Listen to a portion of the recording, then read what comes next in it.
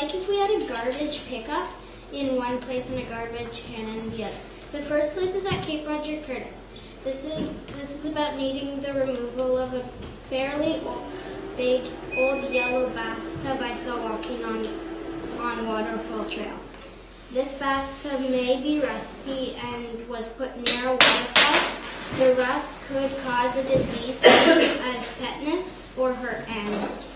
Also protecting Cape Roger Curtis by making a removal of an old bathtub would relate to the island's planned strategic pillar, a well-protected ecosystems and green spaces. The second place is near the school. I know that the school can't have a garbage can because the school doesn't want people putting food in the garbage. I still think it would be good to have a garbage can near the school because there is still a bit of garbage on the school property. On Wednesday, November 18th, I went outside for about 15 minutes to see how much garbage there was after lunch. I counted there was 30 pieces of garbage wrappers. Wrappers of snacks can hurt or kill animals if they swallow the wrappers. Also, lots of kids and parents come to do activities after school or on the weekend, like soccer, tennis, gymnastics, and play on the playground, and need to throw out garbage. As you can see, it would be good to remove the old bathtub from the waterfall and add a garbage can near the school to protect the environment. Thank you very much. And what part of the island do you live on? I live on 1489 White Sills Drive. Thank you very much. Does anybody have any questions? Thank you. Oh, I have one more. The yellow bathtub is near Waterfall Trail? Yes. Thank you. On Cape Roger Curtis further along. Yeah. Good morning, my name is Sarah Lightbody, and I am worried about the people leaving their boats and living on their boat in Deep Bay and both the Snug Cove marinas. These people can either not afford to take their boats to the dump or cannot afford to rent or buy a house. In the evening and at night, they start bonfires on the sandy beach. Some nights they play loud music and have parties. We are worried about the thought of fire from cigarettes or a bonfire spreading, therefore creating fear and damage. In addition, the loud talking and drinking keeps many of our neighbors on the point awake. Those of us immediately affected by this issue understand that it is not easy for you to step in and fix the problem. I hope you understand my concerns and go talk to the people down on the boats or make rules for them. Please resolve this issue. Thank you. And what part of the island do you live on? 403 Venture Road. Venture Road, so down on Snug Point. Okay. Thank you. Does anybody have any questions? Okay, thank you very much. How are we doing for time? This is our last one. You have one more. Okay.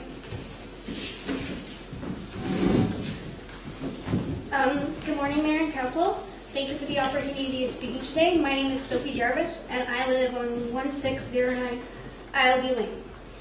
I would like to recommend a bike rental shop as a service and transportation option on Bowen Island. I think that it would be a great addition, as we have many beautiful paths that athletic tourists and locals can bike on during the summer, spring, and fall. This could be changed to just summer, but I think that 3 seasons would bring in more income. The shop would attract various tourists because many travel far to reach Bowen. This could mean that some are not able to transport their bikes or some don't own their bicycles. The shop would be small, and I think that a tent in the back to store the bikes would be ideal. One option could be to rent a cabin from the Union Steamship Company. Another potential spot could be by the baseball field in the lower parking lot. This would be a highly visible spot because it is right by the general store where many locals and most tourists purchase some of their food items. Because the shop has such a small footprint, it could be located anywhere with lots of traffic. I think that there would need to be a shed built for the office, but that would not be a big problem. I have done some research on starting small businesses and other bike rental shops, and I think that starting with 10 bikes would be suitable. Different kinds of bikes would attract more people, but to start off, I don't think that it would be as important as having bikes that could be suitable for everyone.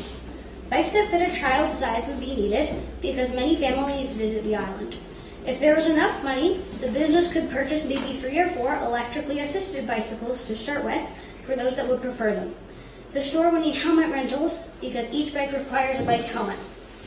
I think that to start off, the shop would need to take out a transportation business loan from the bank and pay it off as soon as there was enough profit.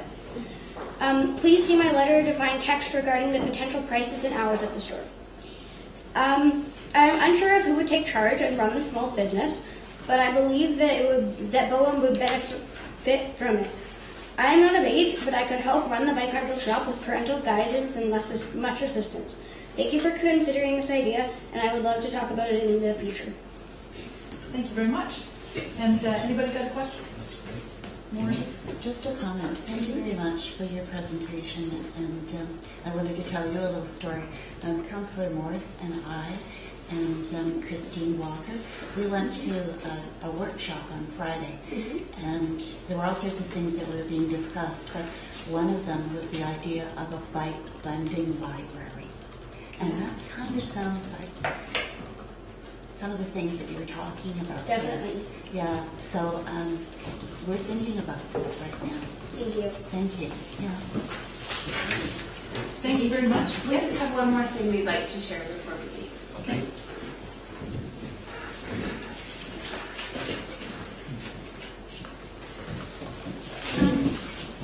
Thank you for letting us come and share our letters with you, and we have a card for you guys.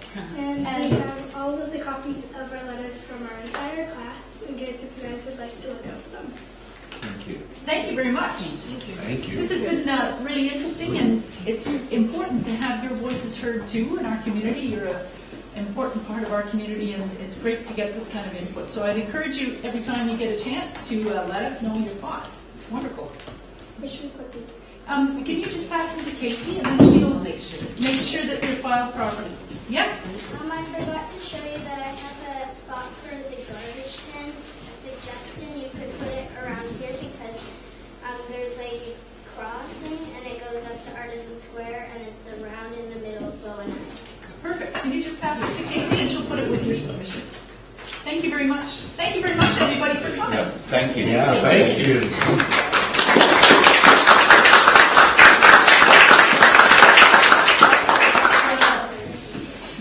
Thank you. It was very hard to choose which letters to share, so we thought it was really important that you get a chance to have it. I'm looking forward to reading them all. Yeah.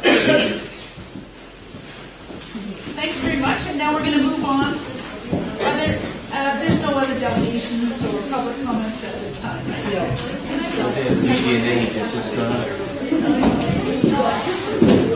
Just pause for a moment. Good.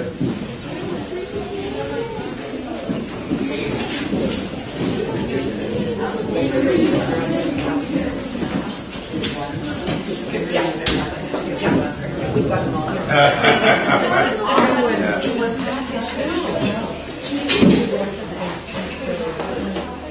All the others are results are basic.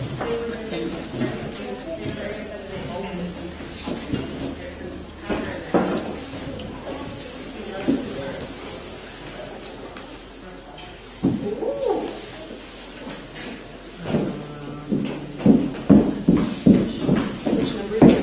TVP 03, so I emailed this morning. 03 2015? Yeah. Yeah. Got that quicker.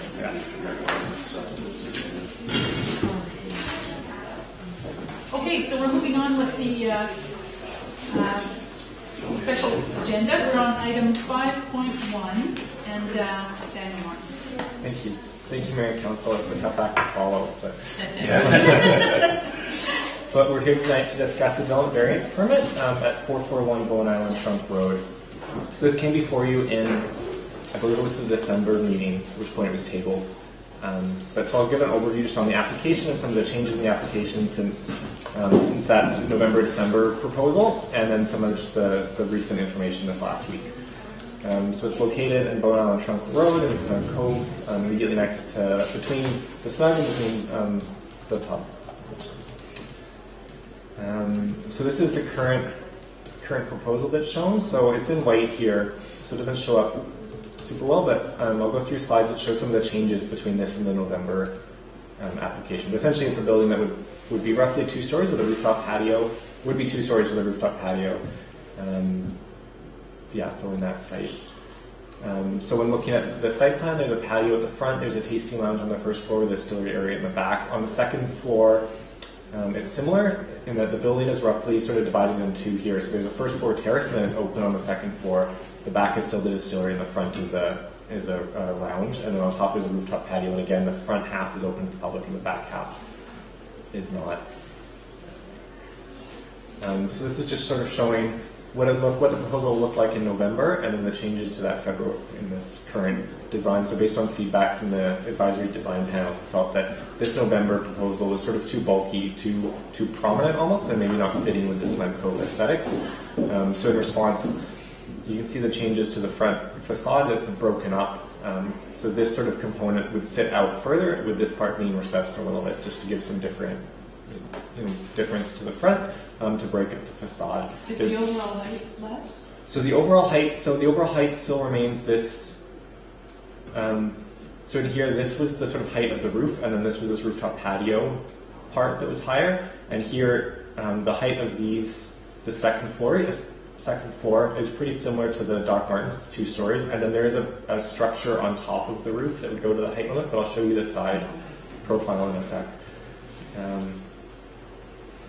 So this doesn't show up the white as well as I would like, but essentially this is the 2 stories height, and then there's this rooftop structure, but it's been brought back from the road a fair bit, so now it sort of extends here, whereas you saw in the November proposal, this rooftop structure went all the way towards the front, and in fact the building itself came right to the front setback line, whereas now the building has been set back that little bit more from the road. This is the road? Yes. Making sure. Yeah, so if I go back to the site plan, this is in fact the property line here, and so the building is actually set back. So this entrance, this patio, comes in front with the 1 parking space that would go in here, and the bicycle rack. So the building as proposed is 480 square meters in floor area. The distillery component of that is 150 square meters. So in our bylaw, that would require 3.7 or 4 parking spaces. Sort of the restaurant use, which is a tasting room and a lounge, together work out to about 239 square meters, which would require 5.9 or 6 spaces. So the difference in the floor area, if you add them together, some of it is basement, which isn't required to provide parking for a basement floor area, but it's used for heating or storage, which would be this case. So the application that was before you was one car parking space provided on site, 1 bicycle rack provided on site, which in our bylaw can replace 1 parking space, and 3 car parking spaces off site. So again, that's permitted in our bylaw, and would be to seek the reduction in 5 parking spaces as 10 are required.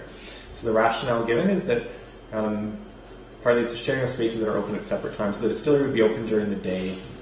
The restaurant use, the tasting room and the lounge open in the evening. So some sharing of time there, driving parking demands at different times. And also talk about difference in demand between the tasting room being open at different times than the lounge space would actually be open. Yes? These numbers are square meters? Yes, square meters, exactly. And so our bylaw, both for the distillery component, which is the cottage industry, and the restaurant use, both require 1 space per 40 square meters of floor area.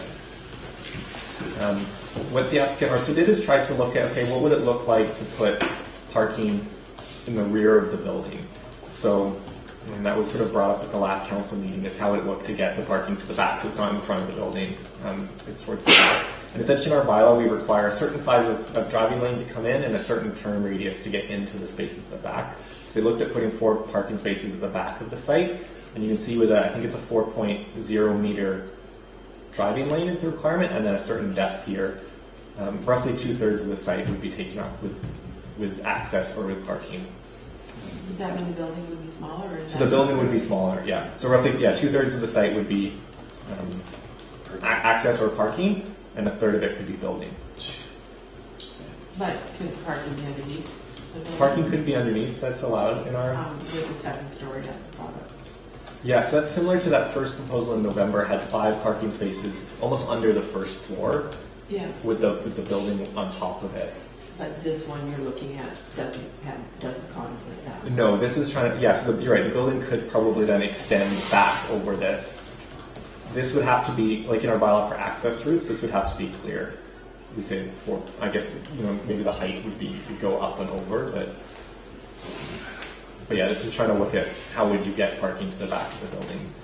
And that access would be on their lot, not Yes. on that little strip that goes in beside the snug right now. Yeah, because that's on the snug property. So then this week we had a revision to the application that those 3 off-site spaces are no longer available. So given that change, trying to figure out how to proceed with the application at this time. So the applicant's preference would be to proceed with the DVP application as amended to providing the 2 parking spaces. Other options for council would be to table the variance application to seek more information, more clarity on how we're going to go forward. Or at this point to reject the application and instead recommend the applicant pursue an amendment to the land use bylaw to reduce the parking requirements, or so there's an option, the Local Government Act, that talks about cash in lieu payments. The applicant has been open to the idea of somehow providing a payment in lieu of providing parking spaces. Currently, we don't have a mechanism for that and can't be done through the variance process, but would have to be an amendment to our land use bylaw to allow that as a possibility that an applicant would pay instead of providing parking spaces. And what would be the timeline? So that would be a full rezoning application, and so months instead of, because part of that would be determining what's a fair cash in lieu system, not just for this, but for Snug Cove really is probably what we'd be looking at is.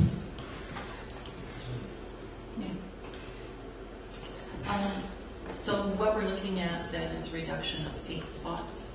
Correct. For this DVP altogether, with only 1 and then a bicycle. Yes. My question is more, I guess, for both you and Casey, is since the DVP has been amended, can we move forward with it? Because our notice requirements were quite specific, weren't they, about what the DVP was for? Yeah. So this it's coming before council at this point to give notice they would be considering it and. Gotcha. Yeah, to issue notice, so we would amend it accordingly, and then it would come back to council. I believe I'm recommending the end of March. Yeah. So this is Melanie had a hand up. Go ahead, Melanie. If option 1 is followed, what's the timeline on that one to get it through the amendment? So the recommendation is we would issue notice that council would consider it in March 29th meeting. So we would do the normal, we'd issue notice and seek comment, and then bring that comment back to council for decision at the March 29th meeting. Okay, so it could be summed up at the end of March. Yes. Yeah. Otherwise, it's a 6-month.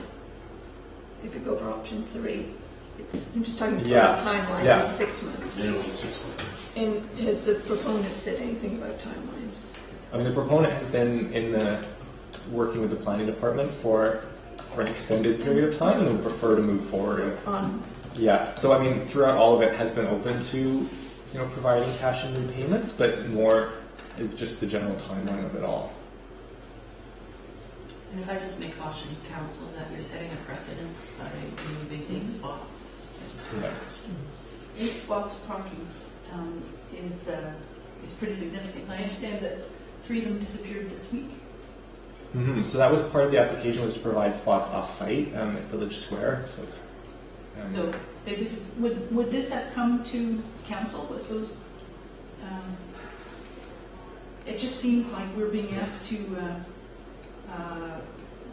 consider a development variance permit with 8 fewer spots of parking than our bylaws require. Is that correct? Yeah. So as it had been drafted, it was essentially for 5 instead of 10. But today, yes, it's 2 instead of 10.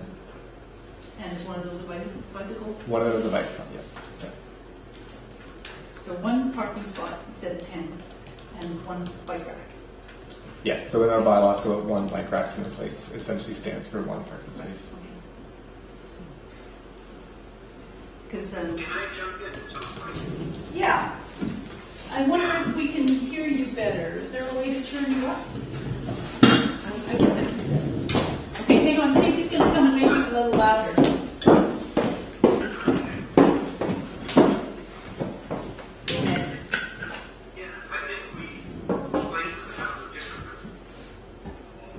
Sorry, just one moment, please. Sorry.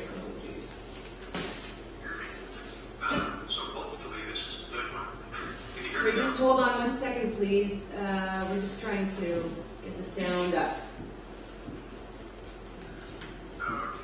Sorry, or as high as we can go. Okay.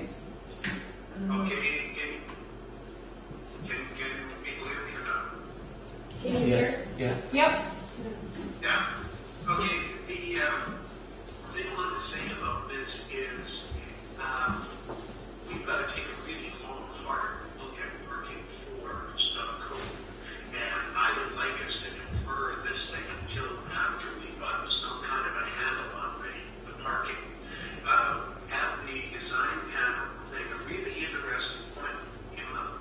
And that is that if we're going to go with a more high-density street, we really can't have a bunch of little lanes, little parking aisles going into every property.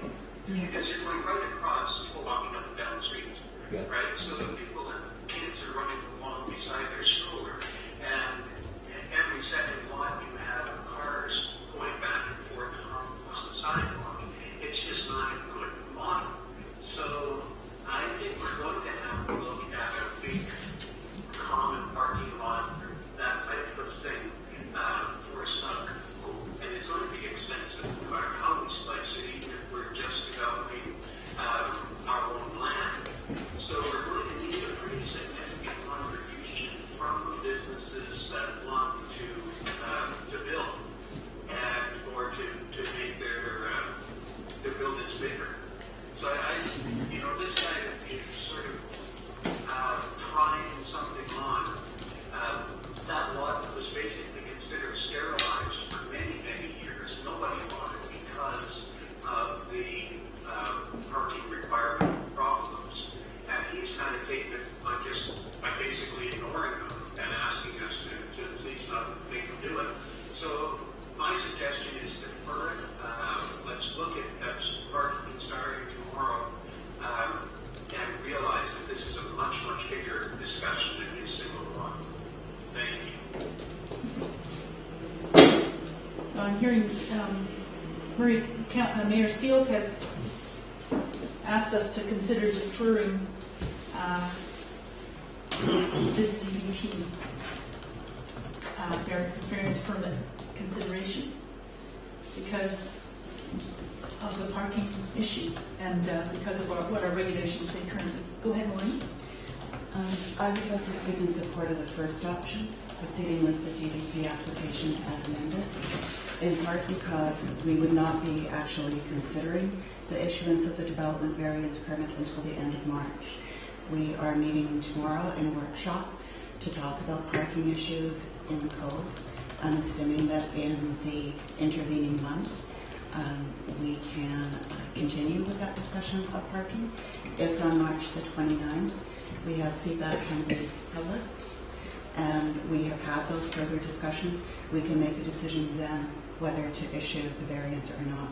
If we decide to table it now or decide to reject it, we are adding 5-6 weeks or more to the process for the applicant. This has been going on for a long time. Yeah. Hang on. Sorry. Allison, you wanted to speak earlier. Sorry. So just a clarification, I mean, the land use bylaw does allow the cash contribution in lieu. We've just not got where the lot's going to be in the mechanism set up. And I do remember one of the first meetings of the Economic Development Committee when it was first structured. That was one of the issues that they said needed to be dealt with. And the other issue is every time we add parking access off Trunk Road, we end up taking more spots out of that area of Ferry Marshland. There are other ideas that have been floated. I just wanted to clarify the bike rack. It says one bike rack is the equivalent of one car spot. One bike rack, so not like one space, but I think it says for which 5 or more bicycles may be securely attached. Okay, so a five bike rack is the equivalent of one car space. Is there anything in there that says how many bike racks there can be provided? Yeah, so when you have up to 20 required parking spaces, you can have one bike rack to replace one car space. Okay. And then when you have more than 20, you can then have another for each 20 spaces, essentially. And then I've been hearing 8 bandied about and 10, so we're talking about 10 spaces being reduced to one car space and one equivalent car space, so losing 8. Okay, now the other thing is we have done DVPs in the past to recognize the different timing of the uses. So I guess that's sort of the question as to the hours of the lounge and things like that, and whether we could put requirements on the DVP that the lounge would be open certain hours to conflict with the daytime use. So that was the rationale, for the reduction to 5 was the shared use. But would the lounge only be open after 5 o'clock? Type of thing? Yeah, because exactly. if it's open from noon to 6, the shared use of the stores, it doesn't. Yeah. Different hours. I think I'm kind of supporting Councillor Nicholson's idea. I mean, there's no harm in going ahead at this point with giving notice and considering and getting some public input, and that's a way to do it. I was thinking about doing some sort of an information meeting, and then I thought, no, that's not great because that just opens up the whole thing. But if we can remember the very first application, the applicant attempted to satisfy to the best of their ability car parking. And what that did, it rendered the actual building totally unusable. And I think quite rightly we said there was no point in a young entrepreneur or an entrepreneurial idea being ruined by a bad design. I completely agree about the laneways, by the way, off Trunk Road. I think that is dangerous and ill-advised. And therefore, I actually support option 1. I agree with Councillor, and what I'm saying is that it gives us the time. It also compels us, I think, if we want a walkable snug code, we have to address the car parking area. And it will not sit immediately adjacent to a building down there. It physically cannot do that. It won't work. So therefore, I would like to proceed with option 1. And what we must try to avoid is frustrating young people with ideas, good ideas for the code, and try and move on this as expeditiously as possible. So I hope we're able to do that without prejudicing any final outcome. Thank you. Councillor Keel, Councillor Mason. I find this a difficult one. I'm in support of 1 and of 3. And I just wanted to throw this one out. With 3, I do also share the concerns about the laneways. And I'm wondering, this is just a wondering thing, if we were to say that the proponent did not need to provide any on-site parking, removed all that, and went with number 3, would that be enough of a compensation to delay it by 6 months? You can't predetermine a rezoning application in that way. But perhaps the recommendation would be to pursue, could you do that, pursue an amendment to the land use bylaw to allow for parking spots, to remove this whole laneway issue? I'm just saying, would that then give enough compensation to the proponent that we've delayed it another? Well, we can't give the proponent any guarantees because it has to go through the rezoning process. So that could be a recommendation from council until you've gone through the public hearing and heard. So there would be no guarantees that we could give to the applicant for something. Thank you. Councillor. I agree with Councillor Kale and Councillor Nicholson. We have a big problem with parking in the Cove. There's absolutely no question about it. And to hold the applicant, the proponent, sort of at ransom to provide parking, and I try to think of how many places actually do fit into that parking scenario down there, and there's a lot of places that don't have the parking. By him putting one parking spot in there, it's probably eliminating a parking spot on the side of the road, so it ends up being neutral anyway. I think we have a much bigger problem here that we have to address, and hopefully we can make some progress on it tomorrow. But I hate to, discourage any kind of work down in the cove and progress down in the cove because we don't have parking. I mean, it's a big issue, and I don't think he should be held hostage. I would go along with option 1. Yeah. Okay. Well, I'm going to take a minute to say a few words. Thank you, Councillor Mason. For one thing, rather than 5 or 6 months being a concern, I would say that this has been an issue in the Cove since I moved here 25 years ago. It's always been an issue for anybody who starts a business in the Cove or buys an existing business. And in terms of fairness and compensation, I think we should all be looking at what are the rules evenly across the board. It's my understanding that, or maybe I should ask, did the proponent know about the regulations when he bought the property? I don't know.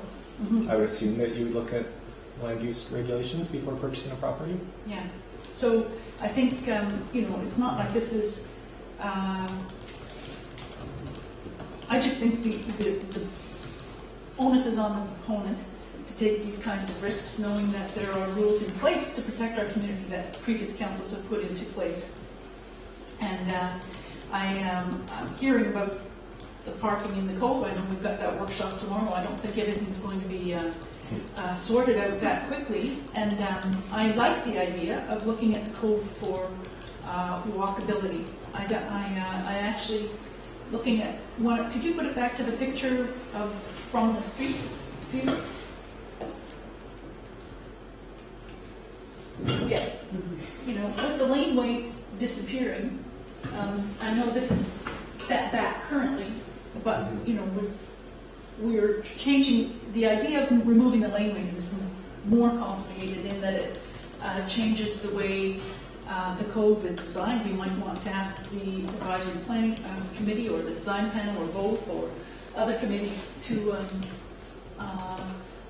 think about what do we want the Cove to look like. We have these rules for a reason. It's because people have appreciated the beauty of our village in the park. And I like the idea of looking at walkability, and I will point out that the official community plan directs us to look at a walkability study for Snug Cove. Maybe that's a place to start.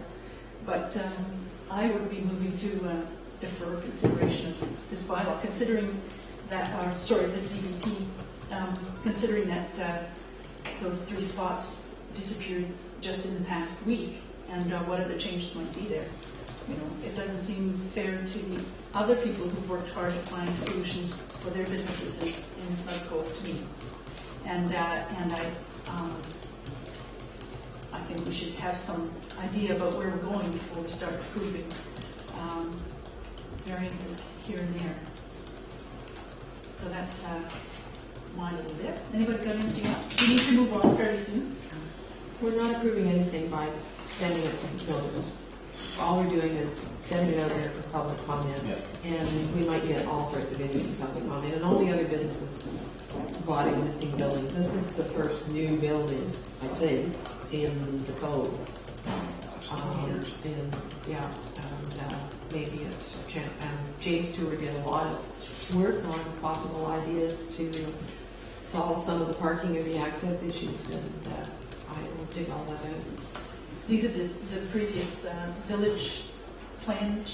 Well, he had different scenarios, and Bill, then the old Chamber of Commerce had one that they proposed, because there is a sewer easement that runs right down behind all those buildings. That's right. I would support it. Could be built on for access to the back of those buildings. Mm-hmm. So those were based on walkability. I believe those plans was one of the main components. Councillor Nicholson? Can I just come back to something that Councillor Morse said? if I recall correctly, you said that the current land use bylaw actually does allow for Offsite cash. parking and cash. And cash It's all in there, we just haven't created the mechanism because you've got to have the lot. You have to have. Well, there's got to be something identified that they're going to be paying the money for, tied to. as I understand it. So I guess we'll hear more. We about don't have to amend the land use bylaw, we just have to set up the the mechanism. mechanism. Daniel? Yeah. So what I work on is the section, it's like 5.10 of the land use bylaw is the one that allows for off-site parking.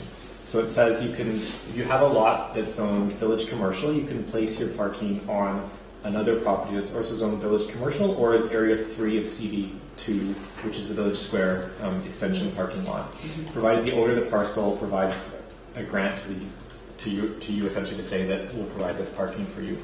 So through that mechanism, I mean, the municipality could, I guess, develop a lot zoned, if that's what else is talking about, zoned village commercial that would say, and then we'll make it available for people and say, well, we'll agree to do it. What other communities sometimes have and what I'm familiar with it is places in the bylaw that would just say like, a certain percent the owner would provide cash in lieu. So it wouldn't necessarily say be the same. So I see this mechanism as being, village square, if somebody else has extra land that they want to make available for parking. But the bylaw could have something that's specific to Bowen Island. The municipality could take money in lieu that could be used for parking or could be used for Other transportation. other transportation. So it could be pedestrian upgrades or bike upgrades or whatever Sidewalks. the municipality felt like. Yes. Thank you.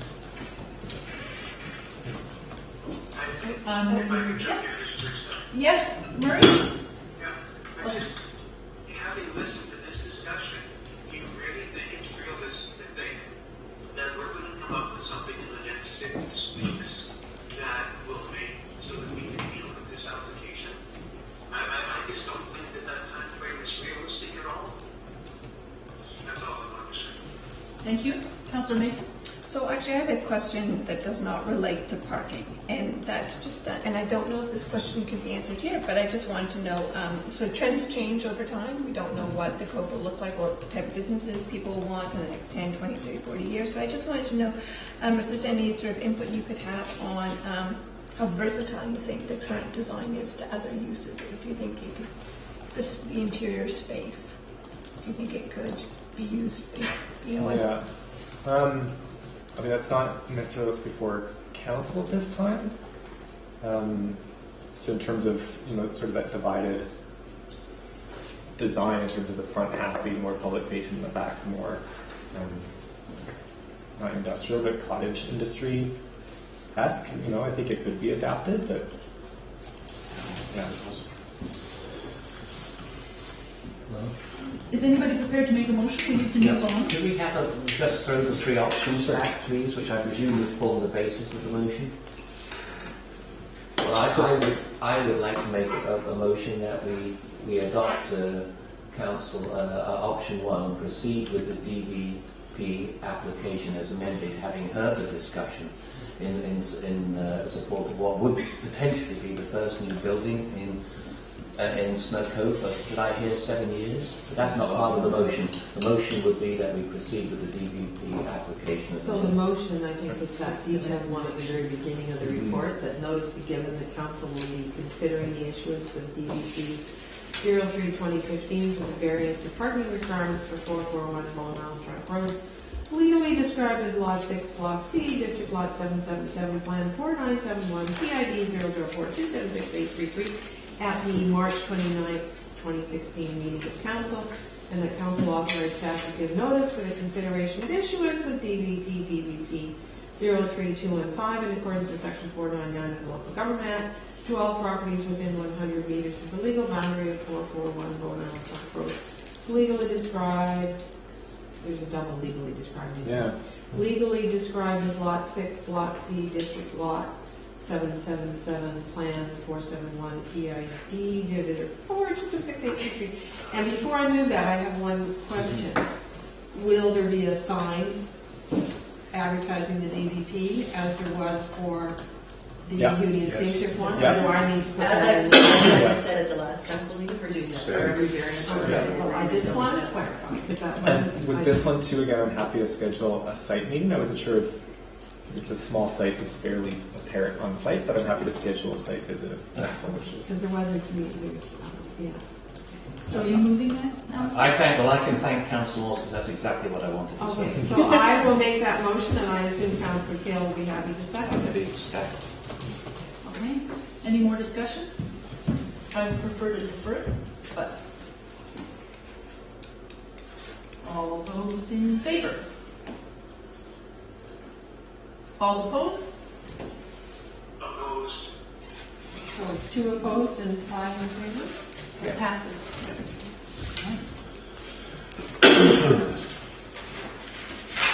Okay, item 6.1. Sorry to interrupt, I just have to step out of the meeting for a few minutes. Okay. Item 6.1, this is the Woodall and Tamlin land use bylaw second reading proposal. So go ahead, Daniel.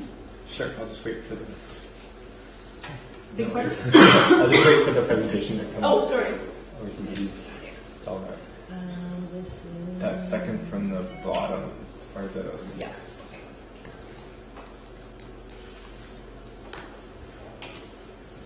So thank you. So this is, rezoning application 06-2015, the land use bylaw amendment application to permit limited speed motorcycles, which are currently not allowed in any zone on Bowen. Prohibition of rental of limited speed motorcycles. Showing the application, so limited speed motorcycle has no more than a 50cc motor and a maximum speed of 70 kilometers an hour. Didn't think I could do that. A theoretical top speed of 70 kilometers. That is a theoretical speed. Yeah. Theoretical downhill speed. With one very light or very down and one very heavy. So just an overview of what the bylaw would be. This is the current bylaw, land use bylaw section 335. So prohibits, never say that. Rental, personal watercraft, all-terrain vehicles, motorcycles, or limited speed motorcycles. It would remove that, or limited speed motorcycles, and so it would say all-terrain vehicles or motorcycles. So it's been, this application has been viewed by considered by the Transportation Advisory Committee and the Economic Development Committee, both of which support the application. So an open house was held. That's not here. That is not here again. Yeah. We should have a picture of the actual open. Yeah, we should. So it was held February 2nd. Approximately 15 people attended the open house. 7 submitted written comments. All written comments selected a very high level of support for this application. All feedback was generally positive. The questions were mainly about what the actual potential businesses would look like if an amendment were to go through, rather than concerns with the amendment itself. And this is still read the first time, and this is not accurate. So I will go to...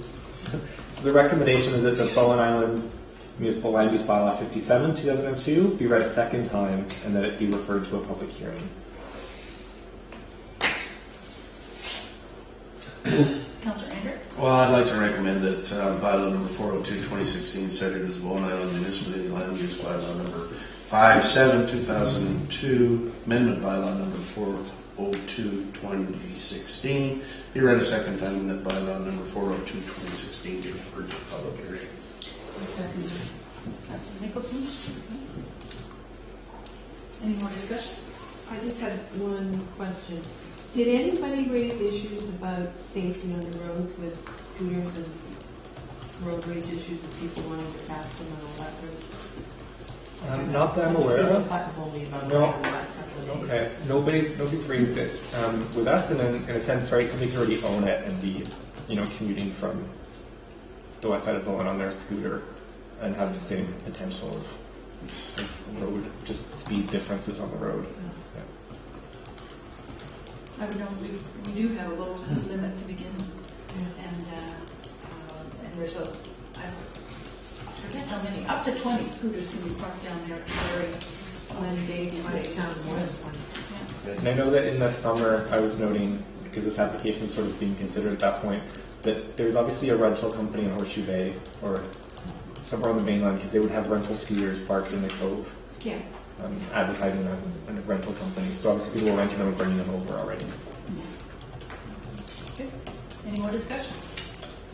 All those in favor? Marie, are you?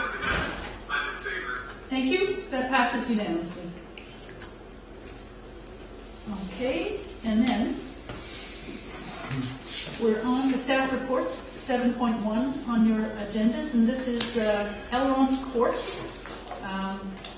The shed. You need a second from the top.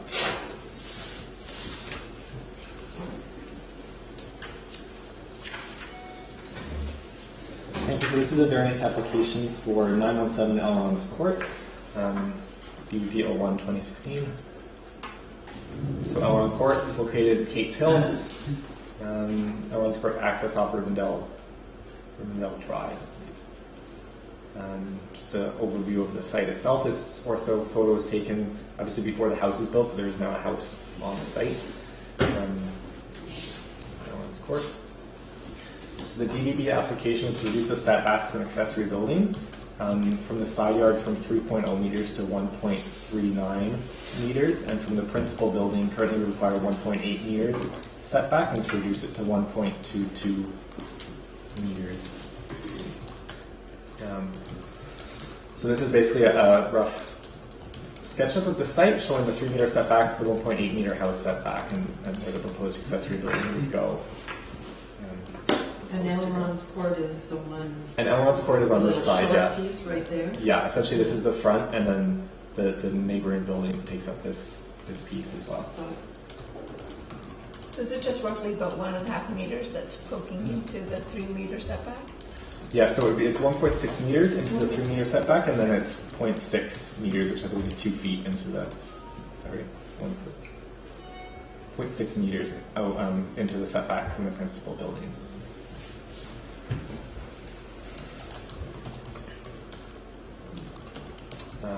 So then our recommendation is just as given in the council report, that consider issuing the DDP at the March 29th meeting and authorize staff to give notice.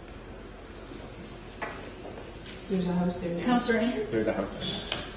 Yeah, the premise of this DVP is that there was cement poured in the wrong place, and I think we have to know what the history of that was, because if it was the fault of the municipality, the building department, for some reason, because once they issued the building permit, as you know, it should have gone through the planning department, and the planning department should have authorized it. So the big question to me is whether this was put where it was supposed to be put or not. There's another problem where he didn't get, the forms should have been inspected by the building inspector. Now, whether he would have caught that or not, the biggest problem here is whether that was actually that building permit was issued with that site in mind. Yeah, so there's quite a fun history on this one. So the plan that you see is what was submitted to the building department, and that was what the building permit was issued for, was as shown here inside the setbacks. The concrete was then poured, I believe, the same day that the building permit was issued, before forms were inspected, but on the site, I believe roughly essentially where the building permit shows it.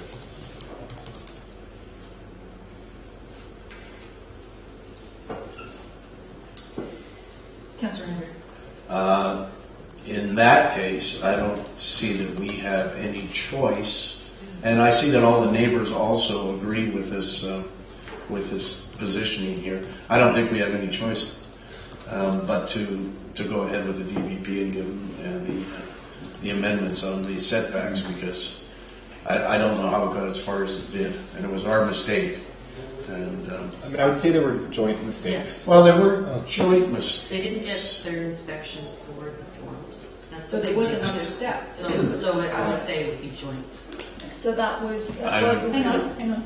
I would hesitate to say that if they were given that positioning for those forms and that's where they put it, it wouldn't have been picked up on the phone inspection anyway. My personal view. Councillor Bowles? Yeah, so the building permit was issued on the basis that these were legit setbacks.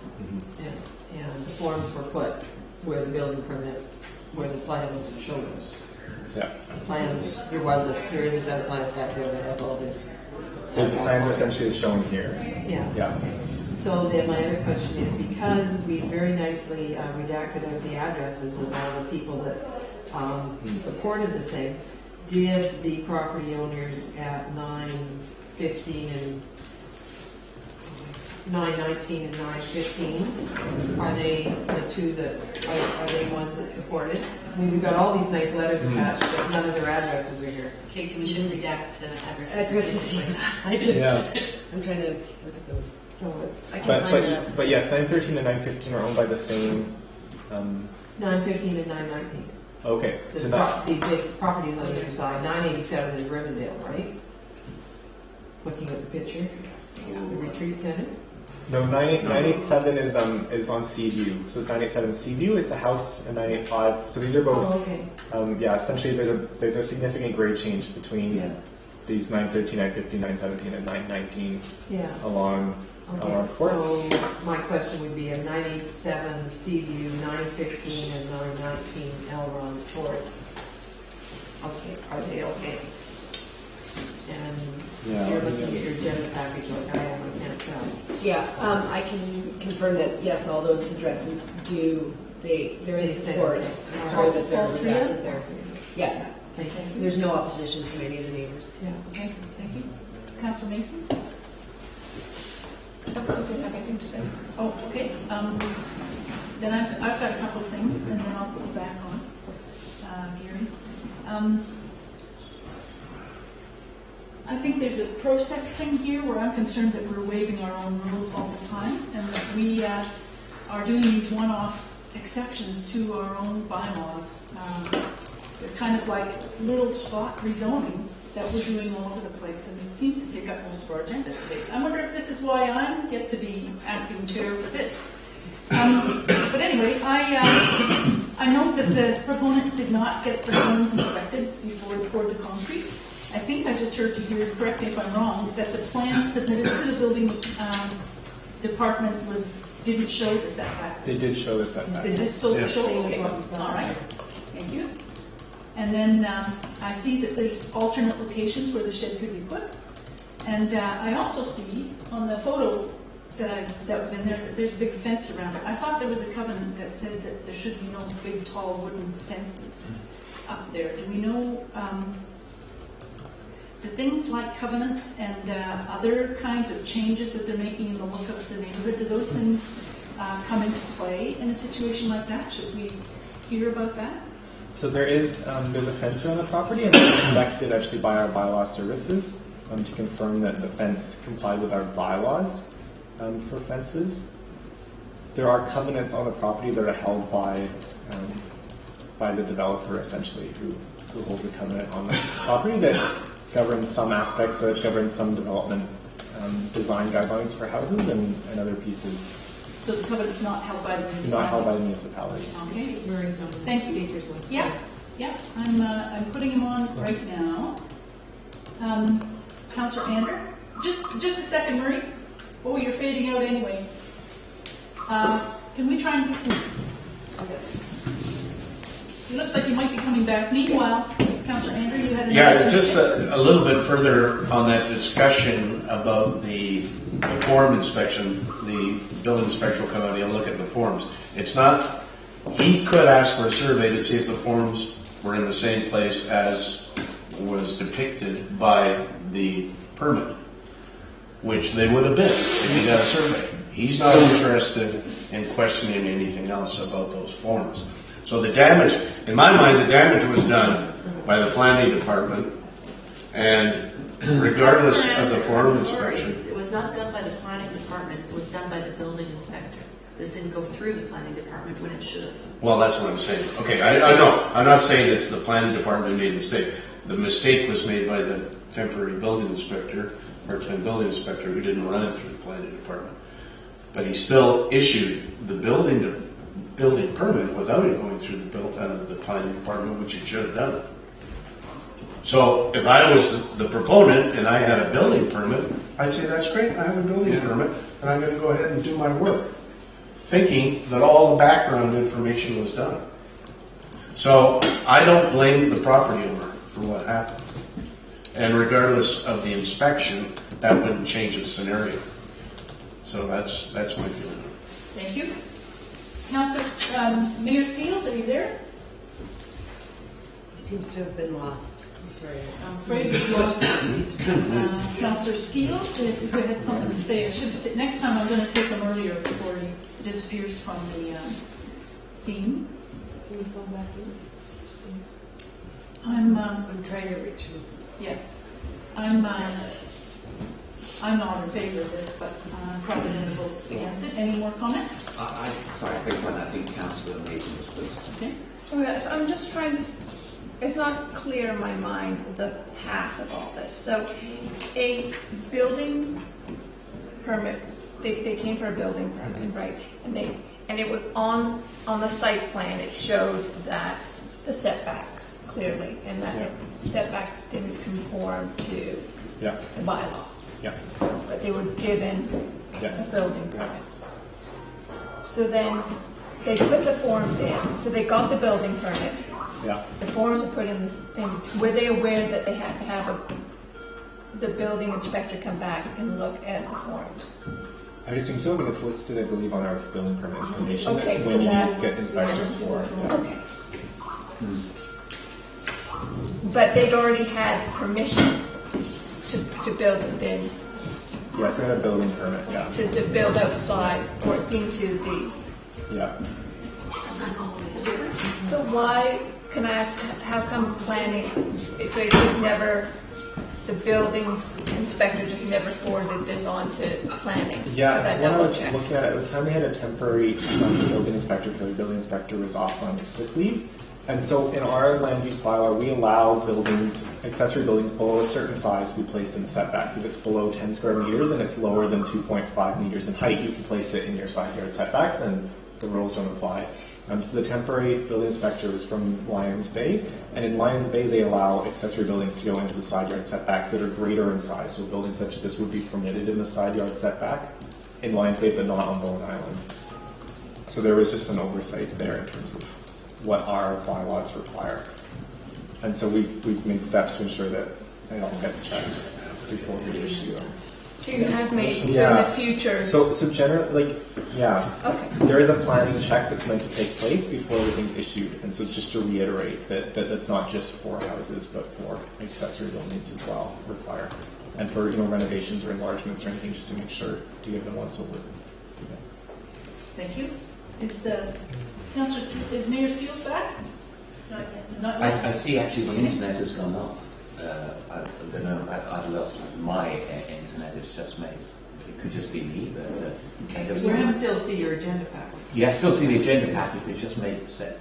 Okay, so we're having some connectivity issues here. Councillor Kale, did you have something you wanted to contribute to the discussion? No, I accept the various concerns, but quite frankly, given the confusion, given the unequivocal support from the neighbours, I'm really in favour of supporting this application and the probably read out. So I'd like, frankly, to proceed.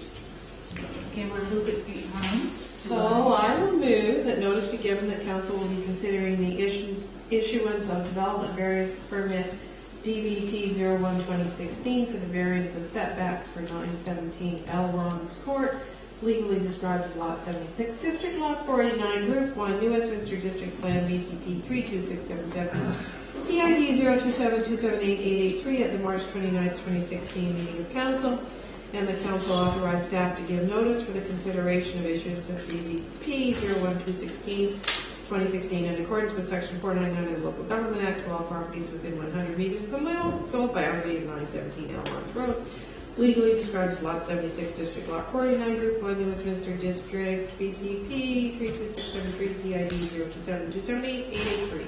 Hopefully I read all those numbers right. I'll second that. Thank you, Councillor Nicholson, seconds. Any more discussion? All those in favor? And we don't hear from her. So that passed. That was unanimous? In this room. Yeah. Going on to 7.2. Daniel Martin Show. This is for 820 Taylor Road, covenant amendment. Sorry, we'll just be one sec. We've lost the internet connection, so. Is this, while he's getting that sorted, can I ask for an update on telephones and the internet connectivity? Are they related at all? I don't think so. It's just a failure of our telephone system itself. Which was The hard very drive. apropos that we brought this Yeah, forward tell the me. week before. So, Yeah. Okay. yeah, nothing to do with Patriots. So the 15-year-old telephone system is failing, and it's not a TELUS connectivity thing. Correct. Okay, yeah, thank you. So this is an application before council for a covenant amendment, which you can imagine the presentation at the moment, I think. And so this is a lot that has a covenant, a building scheme covenant placed on it to govern where you're allowed to place your house. And so it was placed on at time of subdivision. Sorry. I'm just trying to restart things because we don't have any internet here. Can you just I have an update, if I may. The TELUS gentleman is here working on our phone lines, and I didn't know it inadvertently went downstairs and unplugged the phone lines. Hence, we have no internet. I since gone in. Told him to plug it back in right away. So he's in 2 minutes. So we should start running in momentarily. We're back in.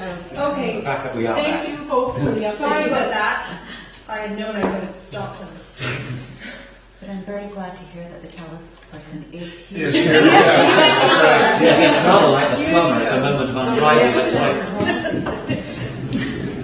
Yeah, don't let him leave. No. Offer So lunch. we- Is this a new system? So whereabouts is 822 in the right? Because I don't think we have a map that shows it really. So, yeah, I have a map on my presentation, which will Do you want to show us on the map? Trying to get the Old but it's, school days? yeah. That would be cool. Like a committee. So it's located as lot 1 on Taylor Road. Are you here? Life has changed by the side of the block. If you want to know where So where this... you go around the corner? Yeah. And then that's a bend in the road. Oh, yes, you live- Before you get down there, yeah. So it's one of the ones with the big steep driveways on it. Yeah, so it's after Peterson Road and before, Oh, okay. but 2 lots after. So is number 2 the one that's just had a house built on it? Yes. That house on it. And then, yeah. You've been doing lots of blasting there. So the site has a covenant on it already at time of subdivision, so that whole string of lots all have the same covenant, and some of them have building locations marked on it, but not lot 2, but lot 1 that is our lot consideration does. So the covenant has a clause that says the owners acknowledge that due to the steep topography and other physical characteristics of the land, hazards of falling rock or slope instability may exist on and in the vicinity of the lands. So that's given as the rationale for why the covenant is in place on the lands. And so 3 of those lots in that subdivision have a building scheme place, which says where you're allowed to build on them. So then this lot 1 had a geotech report done that said, due to the existence of shale that is less suitable and stable, to delete an area of the covenant from the northeast corner of the building envelope and to add a similar size area to the southeast corner of the building envelope, which shows a more stable bedrock. And so, and so then the covenant is proposed to be amended. There's a map that I have in my presentation. I think it's in the report showing essentially a portion of it to be taken out and a portion to be added. And so this is a Section 219 covenant, so it requires council authorization to enter into it. And so we had the proponent produce draft wording for a covenant amendment that we had our legal counsel look at just to note that it would do what we're set out to do, and a map of the changes. And also ask them to provide support from the neighbor, essentially, that they don't have a problem with the change in the location. Did legal counsel have any issues? Thank you. Daniel, can I go up this road quite frequently? Sure. Can I go that the sole purpose of this is, frankly, to put the houses in a safer position and to reduce what are often quite sizable chunks of rock falling on Taylor Way. It's the spirit of this, frankly, just to reduce that happening and to make these buildings, to position them better to prevent this happening. Is that the spirit of this? Yeah, so several different subdivisions on Bowen have these Section 219 covenants that sort of lay out a building scheme, and they can be for different reasons. So they can be environmental concerns, they can be view concerns. Your neighbors know that they're going to have a view as well. But this one is specifically due to the geotechnical and rockfall hazards. And so the geotech came back and said, we've looked at now in greater detail at this one lot, and we think it should be shifted slightly. As someone who uses this road until I would ask, just practically from support, I am concerned by considerable hazards on Taylor Road, and if this is part of the, I wouldn't say the solution, but if this is going to ameliorate that to any extent, then I would certainly support this change. I have a point. I'm just wondering, when I looked at this earlier, I thought I saw something about the size being different of the existing covenant compared to the proposed covenant. Sure. So they're going to delete the unit in square feet, but roughly 1,554 square feet for the northeast corner, and to add 928 square feet to the southeast corner. So it's actually smaller. So it's smaller. So when they came to propose to add space to make it fit, I said, okay, but then delete whatever is shown as unstable. Just remove that from you can't build on it. We shouldn't be part of the building scheme on the covenant. So overall it's smaller in space. Thank you. Any other questions? Okay. Does anybody care to make a motion? We're running behind. But that's not. If there is more discussion, I'd be happy to entertain it. I'll make the motion. Councillor Nicholson?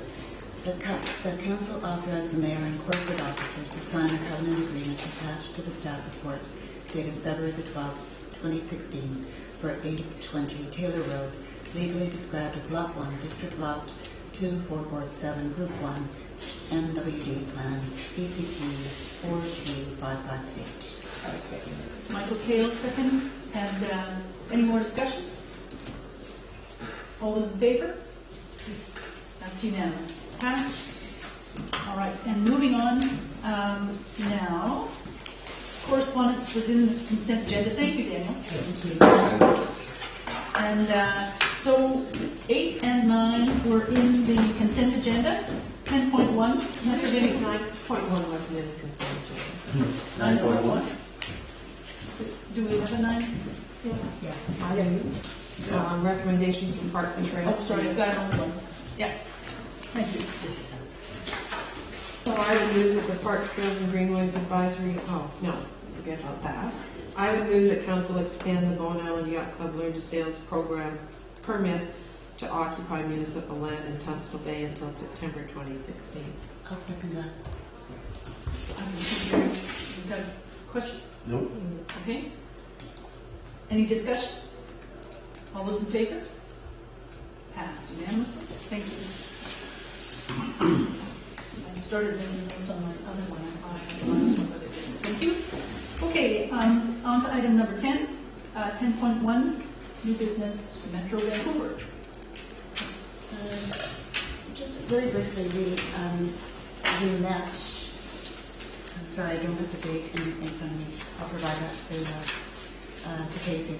The Metro Parks Committee met, and the gist of the meeting was that we're moving forward with the parks planning. What was interesting and relevant in terms of the Bowen context is, or two things. One is that heritage or historic buildings have become a much higher priority for the work of Metro Parks. And the second thing is that the planning project looking at the heritage cottages is now underway, and earlier this week the newly assigned Metro West Parks planner came to the island and did an initial walkabout. Thank you. Great. Good. All right. And in terms of Islands Trust, do you want to speak to this, Sounds? I don't think, given there's information and letters and et cetera in the information section, and rather than taking the time to summarize them, I hope everybody will have read them. Okay, I'm just going to say a few words. That we have a NAPTEC meeting. So this is the Natural Areas Tax Exemption Program for people who might have dreams for the nature on their land and also wish to save some tax dollars. Coming up March the 3rd, I believe. Anyway, check the calendar. March the 2nd or 3rd. Anyway, second. coming up soon. And that's on our website, right? That's right. It's on the municipal website. Yep. And the Islands Trust is inviting comment on their budget, so this is a chance to have your voice heard. That's also on our website. Trust Council meets on Hornby, I believe, later in March. And forget that also. Okay, so moving on. Any other new business?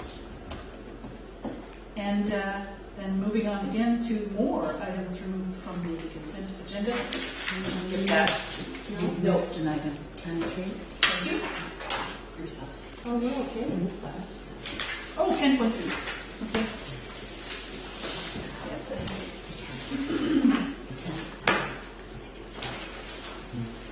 thank you. So this is me. In putting together a report for council based on the recent and short window for public comment on the Canadian Environmental Assessment Agency's call for comments regarding wood fiber LNG's upstream emissions and general impact. They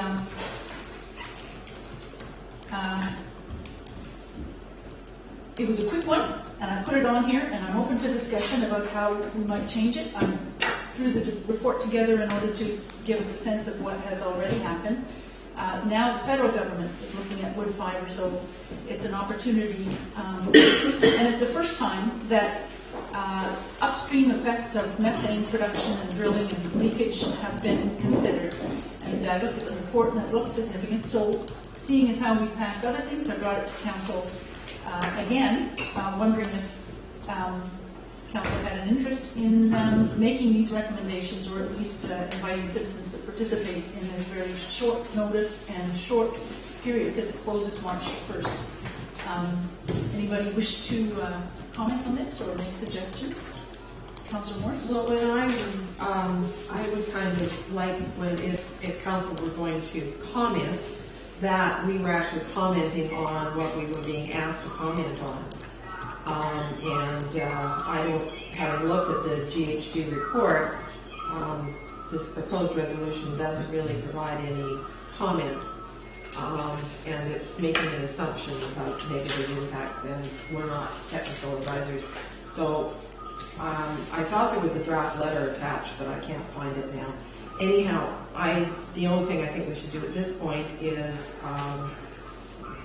because they have very specifically asked, the Canadian Environment invites the public to comment on an analysis of the anticipated GHG emissions associated with the wood fiber LNG. That's what they're asking for. And when I comment on something, I don't want to be said, well, this person can't read and understand, that we didn't ask for those comments. So I think the only thing we should do at this point is post this on our website, make sure that the public knows this consultation is happening. I'll just respond to that. I did look at the report, and that is linked to in this document that is in your agenda, and it did describe the upstream methane impacts that were likely to come from several different scenarios, and they were significant. And the call also was, it asked for the upstream comments on the upstream stuff, but it also just asked generally. So I included both of those, and in the first recommendation, the last line in it says, and the anticipated upstream greenhouse gas emissions associated with the proposed wood fiber LNG project.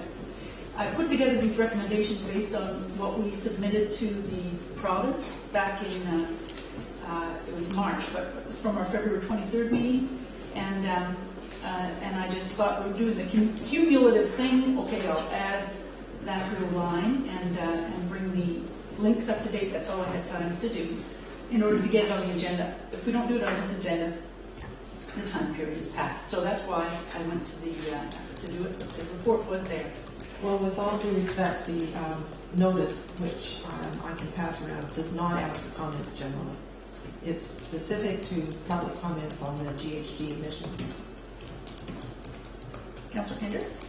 Yeah, I just, we did send that submission through to the province, exactly the same one, and I believe I voted against that because the tanker information is actually very flawed, and with respect to that, I think it doesn't shed a good light on the whole recommendation because it doesn't give much credibility to the rest of it. Anyway, that's my personal opinion. Thank you. Anybody else like to comment? Maureen? I appreciate you putting this together, Sue. But I do share some of the concerns about the specificity of the request for feedback.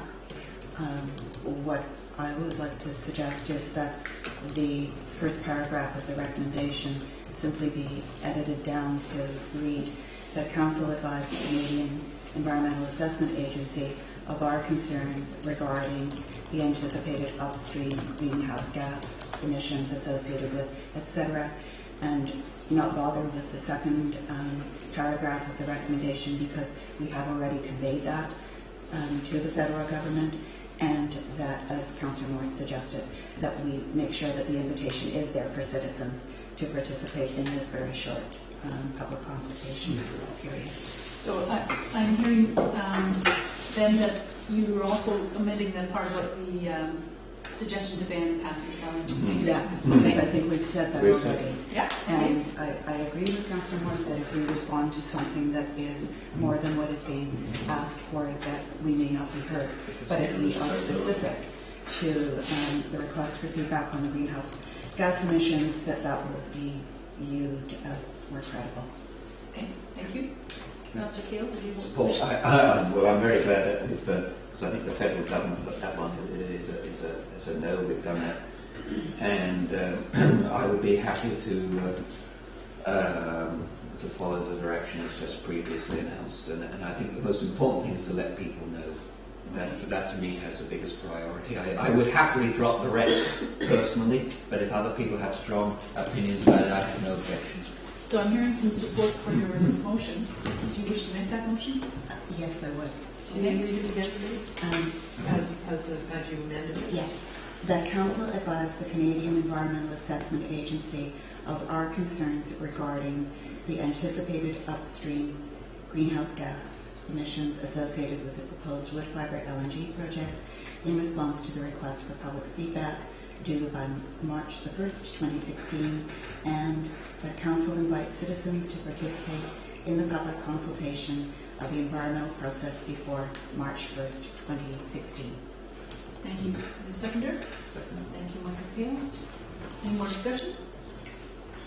I'm having a little trouble with the word anticipated. Potential, I think, is more... Is anticipated not the word that the Environmental Assessment Agency uses? I pulled that from the text of the invitation, I thought.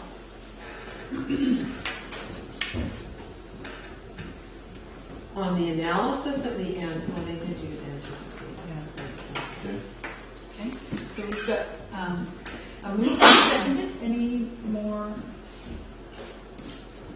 Can I call the question? All those in favor? Passes unanimously. Thank you. Okay. Oh, there you go. Did you want to say something?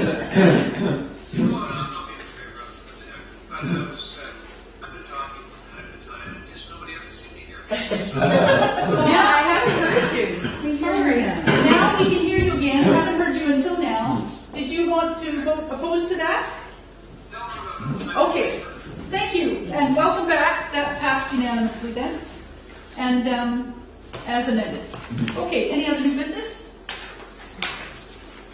All right, moving on to information. I thought we adopted this information. We did. Okay, and question period, do we need that?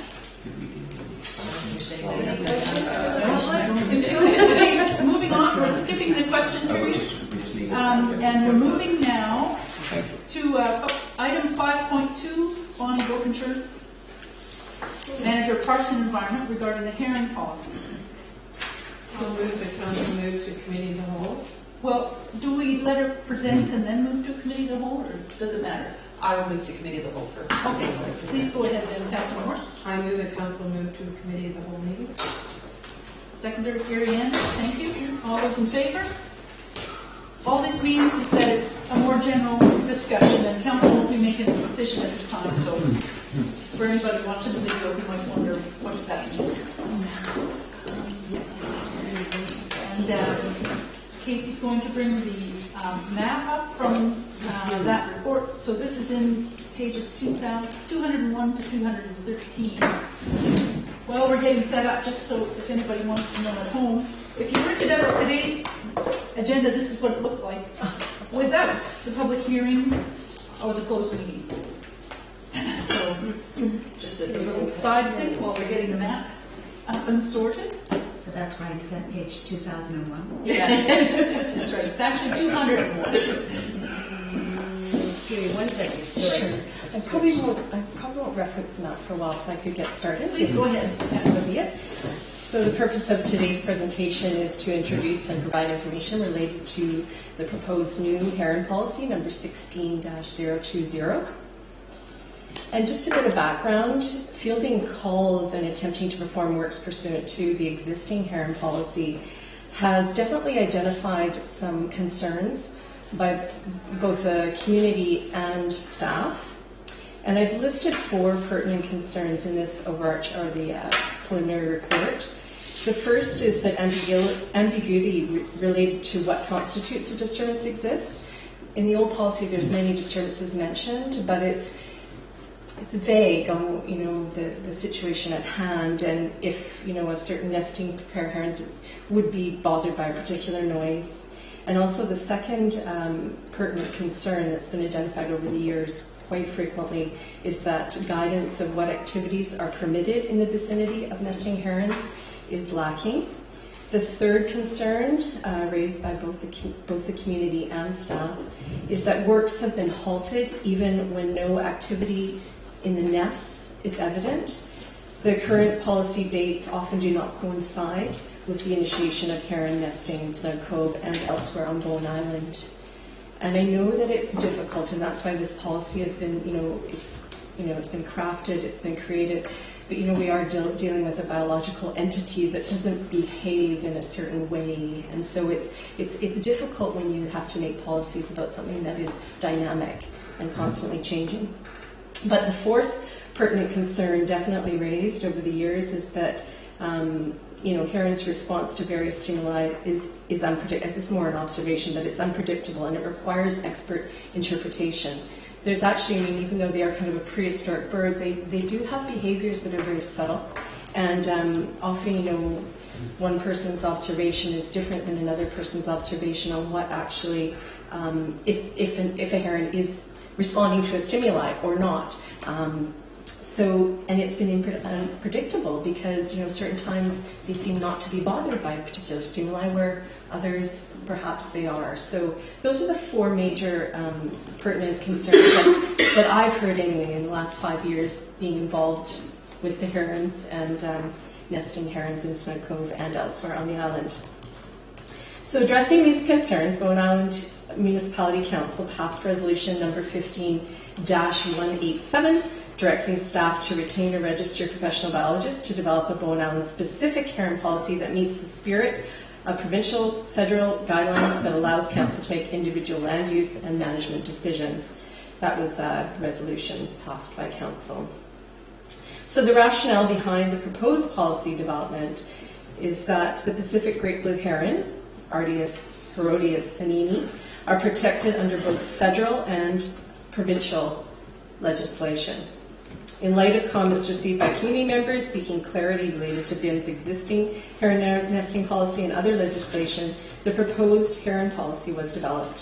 The new heron policy objective is to facilitate adherence to federal and provincial laws pertaining to the great blue heron, Pacific great blue heron, by providing clear guidance to individuals proposing works in the vicinity of nesting herons. So as the Pacific nesting herons or the Pacific Great Blue Heron, behavioral response to particular stimulus are unpredictable, as I've previously stated. The proposed heron policy proposes professional reliance to interpret how adherence to legislation may be met when works are proposed in the vicinity of nesting herons. With all due respect, and I'm speaking of myself too, staff doesn't have the expertise to interpret behavior. Legally, the onus of demonstrating that a proposed activity will not cause disturbance to nesting herons falls on the individual proposing the works or the agency authorizing the activity. I did receive legal consultation on development of this policy, and so a lot of the legal input was inherent in the policy and in this report. In cases where disturbance to nesting heron is likely and the risk of contravening legislation exists, the proposed heron policy suggests that a qualified environmental professional be consulted to develop a management plan that enables adherence to the federal and provincial statutes. And I just wanted to put out to council and to the community that the BIM staff worked with many individuals to develop the policy. We, as directed by council, retained the professional services of a registered professional biologist, and that was Jason Jones of TerraTech EBA Consultants. He consulted with Metro Vancouver Park staff, with the West Area Manager and their species at risk specialist. And I also have had discussions with Metro Vancouver Park staff. Members of Bowen Heron Watch were involved, professionals with specialties in heron behavior were involved, and I also received feedback from construction contractors and property owners in the development of this policy. Financial implications, yes, there are potential financial implications for individuals and agencies proposing works in the vicinity of nesting herons, as QEP may need to be retained to create a management plan that enables adherence to pertinent legislation. Community strategy, or communication strategy. I think just, a lot of sort of misunderstanding does exist in the community, so this policy could be, unfolded with some other communication materials that helps enhance clarity around herons and on Bowen Island. So following the adoption of the information contained within the new heron policy, following adoption, the information contained in the new heron policy will be communicated out to the community by way of BIM's communication dissemination network. And we have a good network established now for our communications. And in conclusion, just prior to Council discussing the policy as a whole, in conclusion, with the intent of facilitating adherence to provincial and federal laws pertaining to Pacific Great Blue Heron, Heron Policy number 16-020 has been created to provide guidance to individuals proposing works in the vicinity of active heron nests. So it takes me to the recommendation in front of you today, and that is that Council rescind Heron Policy number 04001 as adopted at its meeting held on May 2nd, 2002, and that Council adopt Heron Policy number 16-020 as included in the February 22nd, 2016 Council agenda package. And just so we're clear, we're now in a committee of the whole, so we'd have to go back into the regular council meeting to adopt this if we were going to do it today. Right? Correct. You can make council can make a recommendation to themselves. Right. Okay. Thank you. Anybody have questions or comments for Bonnie? Maybe we could ask Bonnie, at least I would like her to sort of walk through the policy. Yes, please. Sure. Sure. I'll probably stick pretty close to ask questions on it as we Sure. go along. Okay. So the policy objective was to facilitate, or is to facilitate adherence to provincial and federal laws pertaining to Artis herodias bonini, our Pacific Great Blue Heron, by providing guidance to individuals proposing works in the vicinity of active heron nests. So this policy was developed to facilitate adherence to the following principles. Number one, adherence to existing legislation. don't know if do you want me to, I won't go any further into that, but the legislation exists both provincially and federally that protects this subspecies of vulnerable. So on to that one. Can we ask questions as we go along? Yeah. Yeah, okay. So you've got 2 bullets. It says the applicable federal statutes are very clear on 2 items. What about the other items? Well, or is that all the federal statutes say? Well, they're very clear, and I guess as far as disturbance is concerned, and that leads into the second item, is that's very clear in that legislation. So it's very clear that direct interaction with nesting Pacific great blue heron is not permitted, and that trees containing nests cannot be removed. So that's where it's clear. Now, when we move into the realm of the second bullet, and when we move into the realm, actually go look at the legislation. Do they actually use the word direct interactions? I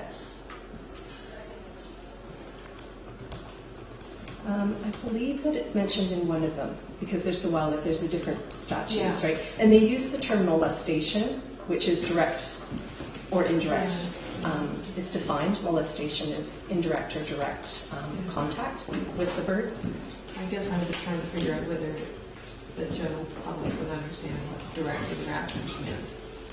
It may be a good idea when we bring this forward again, just to quote the actual legislation or just reference it. And also, I think it might be a good idea to reference that this is a listed species at risk that we're talking about at the top. Otherwise, people go, why are the herons so special?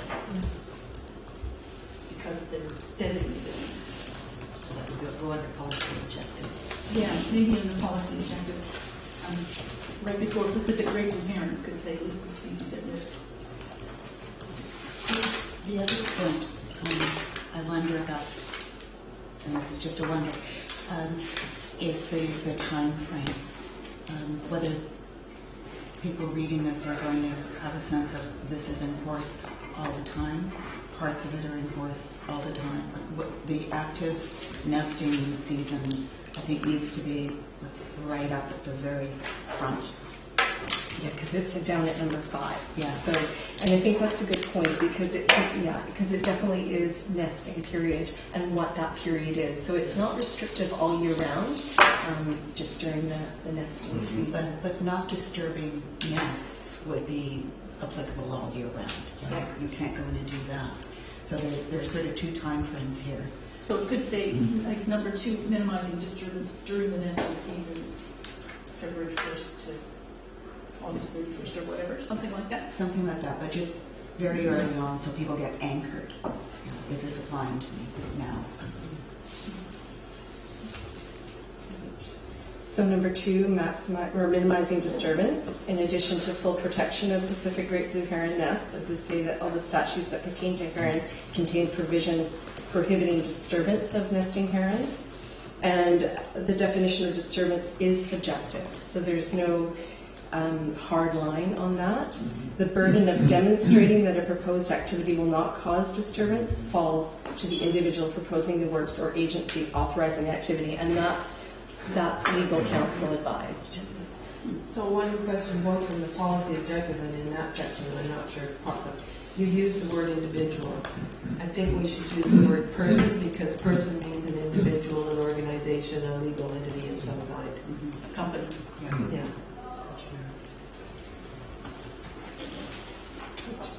So some activities carried out around active heron nests may contravene legislation in the form of disturbance. To minimize the risk of causing a disturbance, this policy recommends reliance on a qualified environmental professional, and I have defined what a QEP is in the policy. Do you want me to read that definition, or is everybody good with that? Is it the same definition as we used in the land use bylaw? There's one extra, it says constitute under an act, I believe is different than what's in the land use bylaw. And one of the things I've learned at my course, Councillor Morris, is definitions can differ from bylaw to bylaw and policy to policy. Yeah, but then sometimes when you're doing that, you say for the purposes of this policy, a QEP is so that it's, otherwise somebody's going to not does say say it does say for the Yeah. purpose of this policy. Yeah. Okay. The initial paragraph under 2, the definition of disturbance is subjective. Yeah. That worries me. Yes. I think I know what you're getting at, or the drafter is getting at, but there's another word other than subjective that would work better there. Perhaps some examples of definitions of disturbance from fact sheets rather, or from the legislation might be helpful. I wouldn't find that helpful. I wouldn't find the fact sheet helpful. I want another word, one other word other than subjective there, because what you're getting at is it's a matter of personal interpretation. Yeah, and to some extent it is, but it doesn't mean that anybody's opinion of disturbance is valid. I thought we defined disturbance.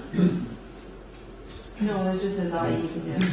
And I think that just the definition of disturbance varies, I believe, in each specific instance. The definition may vary. That's maybe more along those lines as opposed to being subjective. Yeah, and then you've got your categories of disturbance that are described later on. Yeah. The appendix. I think may vary is. Okay. Or maybe take out the entire sentence. I mean, thought to about put that as in well. a policy, I would take it right out. That's a good point. That's good. Because that's what the policy is attempting to do. Is to clarify that. Yeah. Very good. So number 3 is consistency with the Bowen Island Municipality Official Community Plan, the OCP objectives that are clearly related to this policy. And I've named 3 objectives. We're subjective again. Sorry. No, it's significant. Which is Carry on. Also starts with an S. So all good with that point. Number 4, participatory decision making. So the policy guidance is designed to encourage productive conversation and decision making among local government, project managers, landowners, and qualified environmental professionals. Can I go back to 4? You said designed to, whether it makes the cut or not, I'm not sure. So why not say intended to? That's the purpose, right? Yeah, Yeah. which is more a purpose. It's more a purpose type statement. Good. Number 5, nesting histories and patterns. So long-term monitoring of Bowen Island's nesting herons has led to, there's more than 3. There's 1, 2, 3, Several? 4, 5, 6. Several? Just the following. Yeah. Following.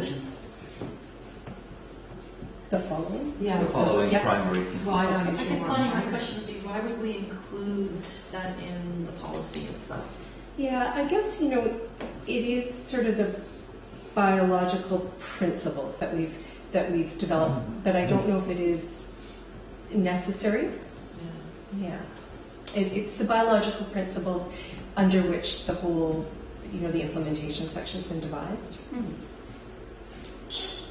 Biological principles. So I mean, they are a bit, they could raise Are they questions. conclusions or are they biological observations? They're observations, long-term monitoring So observations. then it should say the following observations. I like having them in here because as we've seen already today, when we're looking at should we allow this, permit this development permit variance, we're saying why was this established in the first place? Why does it say this about the shale? And it's sort of what it is because it goes back to resolution that is a Bowen specific. So we don't have a lot of data on our specific herons of Bowen Island. This is what we have. So it is sort of qualifying, I guess, what was on there. Maybe I would suggest then that we put that, it would be more context than part of it, not principles. So for Yeah. the section that's just called context. I agree on that one. I think Keep for the me, policy a little bit tighter. it's valuable information, and if you're not, if you don't don't know get a lot about the subject, it's a nice condensed form of Perfect. why you need to be aware of herons. So that context, I think, would be a good place to park it. It sort of was one that Casey and I were talking about this earlier. It was kind of one of the things that didn't really fit with the others. So I like that, breaking it out and having it as something separate. So the implementation, and there's a lot of verbiage here with step 1 and step 2. So the steps to take in order to adhere to provincial and federal legislation regarding heron are outlined. And these 2 steps are also outlined in Schedule B and C, which are the flow charts. Yeah. Which is supposed to provide clarity. Can I ask why step 1 coincides with Schedule B? Makes more sense for it to be Schedule 1. And it's just that the map was referred to earlier as Schedule A. So we could rearrange things. And I put the map yeah. at the back. Sure. And Schedule C is step 2, so. Yeah, just bring it. Yeah. Sure. Do you want me to read over step 1? Or do you want to go through the flow chart and Well, stuff? I'm curious as to why you used the word implementation to Melanie had her hand up. Go ahead, Melanie. I had a question. So I like this chart. For me, I thought it was really clear. Well, not clear, but it brings it all. It's a nice concluding diagram. So I pictured in my mind a proposed development within the area, the Heron Falls area, and then tried to work my way through it. My first question, though, was the first one was start here. Has breeding activity been initiated, or are nesting sites still active? Consult Bowen Island Municipality. Consult a Bowen Island Municipality representative. So will BIM be keeping a list of active nests to start you off, or so I want to build a lemonade stand, say down by the library. So I say I've got permission, and I've come to you. What do you say to me? So I would assume that myself, being the manager of Parks and Environment, or my successor, if I'm not here, will be in. We are always in communication with Bowen Heron Watch, with people from the library, right? Tina Nielsen, chief librarian, and also with Metro Vancouver. Okay. So that's something that this position, my position, is very informed about. Okay, so you'd be able to say, yes, you need to be concerned. Yes, there is. I might make I won't. Maybe I'll find out for you if I don't already know. And that's consultation. It's but it's the municipality who will make the yes or no decision. Or and it's based on all of our resources and people that are in the know. So it's the municipality that will start the schematic moving. Will decide which stream you go into. Could it say consult the manager of Parks and Environment for confirmation? Yeah, and that makes it clearer that it's Bonnie who's going to say yes or no. It's true. I was going to bring that up because otherwise people keep phoning me. Yeah. And because I have that one. I think it should at least say Bowen Island staff. Well, I think the manager of Parks and Environment is good. I'm going to insert myself in here just to say I thought a suggestion for this page, which I've only looked at this just so you guys know at the same time you got it in the agenda. I thought you might put a little asterisk and the words in any given year. Where at step 1. Step 1, so just a little. On both of those figures, in any given year, because I think people tend to assume, well, it's not active, I don't have to worry about that, and would never check again. So even though I know back in the text somewhere you say, that's just what I suggest. It could be just an asterisk and then under integrated. That's good. Good feedback. 24 in the title itself, the German nest activity. In any given year. Yeah, that's a good idea. And my other question is you really got 2 questions there and 1 answer. So, like, has breeding activity been initiated? Yes or no? If it's no, then the next question is, are the nesting sites still active? Yes or no? You could say and or. But I guess there's an issue where if you don't have breeding activity in any particular 1 year, then you might not have it that year or the next year. And in the 3rd year, somebody's going to say, well, they're not active because there hasn't been anything there. But the definition of active, you've got to go 10 years without any activity to get it taken out, right? Is that my understanding correct? I mean, they're not I'm not always sure. considered I'm not active. sure what you're asking here. Well, to me, the nesting site isn't active if last year and this year there's nothing going on in there. That's how normal Joe Blow would look at it, but it's a longer period than that. So the question, I've got to go back to the policy, is to Joe Blow public isn't going to understand what active means. We could define. Is there a definition of active and inactive? No, I could define for the purposes of this policy. We've got Bill here, but there is my understanding is you can't just after 2 or 3 years say there's not been anybody there. Yeah, so I want to clarify that this is, so breeding activity, like breeding activity. You're putting the onus on the person to determine that before they come to the municipality. Well, I'm saying start here, has breeding activity initiated or, so we're asking the question, and then we're directing people to contact the municipality to determine whether that's true or not. So we're saying, has breeding activity been initiated or I guess we could put up front, consult Bowen or the manager of Parks and Environment to confirm if breeding activity has been initiated. Yeah, that's this year. I found it a little confusing. This year. Yeah, we don't have any definition of active nesting. Would that clarify step 1? Yeah, because the way I read that, unless if somebody comes in and say, well, there's no birds in there, so I don't have to consult the municipality. So putting that straight up. Yeah, absolutely. Yeah, that's good. Yeah, I still think we need 2 separate, 2 boxes in the flowchart.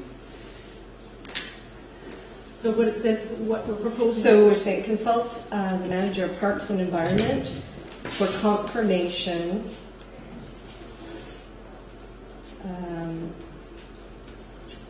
or for information related to the status of breeding activity, or I'll wordsmith it, but something up front. Yeah. I like Councillor Anders' point about status. And then and I like the way you added the words this year at the bottom of your description there. Because then that clarifies Councillor Morse's point if it's this year. And then if I'm understanding you, Gary, the idea of how would people know that they need to look at this flow chart? Yeah, that's what I was thinking. So do we have to go back to outreach planning? kind of portion, which Heron Watch has been doing up till now. But I would point out, and this, when we get to the map, I'm going to propose that, see the herons often nest up here at the causeway, and up here, and here, and here, and here. So, and they could, at some point, also choose to nest in another subdivision on Bow. Sometimes they've nested close to White Sails, for example. So, I'm rather than the word urban area, which I think would be confusing to most Bowen people anyway, is to say village and subdivision. And then, if we actually put the OCP designated, we have some environmental protection TPAs for herons and hawk nests, but if we put the heron ones actually, if we mark them right on here, then I think that might help people have a look at a glance. Should I be thinking about this? But of course, the OCP ones aren't all of them, so I'm not sure what to do there. But I hear you, Gary. Like, how would you know whether you needed to look at this? Exactly. And that is something that usually, in most years, when Heron Watch carries out as volunteers from the landowners. I guess the question is for any bylaw policy, how do we know whether to look for it? So that's just the question. Just putting it maybe out your there. first question is there a nest in the tree? Your second question is it a heron's nest or a raccoon nest? That's amazing. You just raised the point that in previous years there's been heron's nest outside of the current heron policy area. Does the boundary need to be amended to include Deep Bay? That would be my suggestion. Maybe you should go on to the map. As far as I can tell, this is the village periphery boundary from the OCP, right? Yeah. And And I can see why you would use that because it's already defined and everything. But the herons don't pay attention to this red line, and they often nest up in here. So my feeling would be to just bring this line up and around the center and up in, just Yeah, but when to reflect reality. when is this going to stop though? Then there'll be another nest, and you'll extend the boundary again. And I wish. Well, if you're going to extend the boundary to contain those nests, then theoretically every nest you're going to again extend the boundary. Well, the point. Why is, does there have to be a boundary? That's all I'm saying. Because the people who are within the boundary have more freedom to act than the people who are outside the boundary. So the people who are, if parents choose to nest in a, and correct me if I'm wrong, Vaughn, but if parents choose to nest in near people, like down here by the library, they are choosing that, and they're going to be more flexible about sounds and noises and things. Whereas if they choose to nest way over here, or even out here near Killarney Lake, they're more flighty. They're nesting away from people, they're more flighty, and the provincial regulations say you have to give them a wider berth. So by putting the line around to include Deep Bay, we're making it so the people who live in Deep Bay have more flexibility in cutting their lawns and trimming their bushes. Excuse me. Unless I'm reading this incorrectly, isn't it the reverse? It's not the reverse? No. These birds are more habituated to human noise. So this area, it's less restricted. It's a shorter. This area would, as Sue Ellen was saying, if you extended it, the people in Deep Bay would not have to consider noises outside of the 60-meter zone. I mean, there's still the 60-meter. Buffer zones are greater for the more rural type birds. And that's out of the fact sheet. And they use the word urban and rural, so you don't want to mix them up.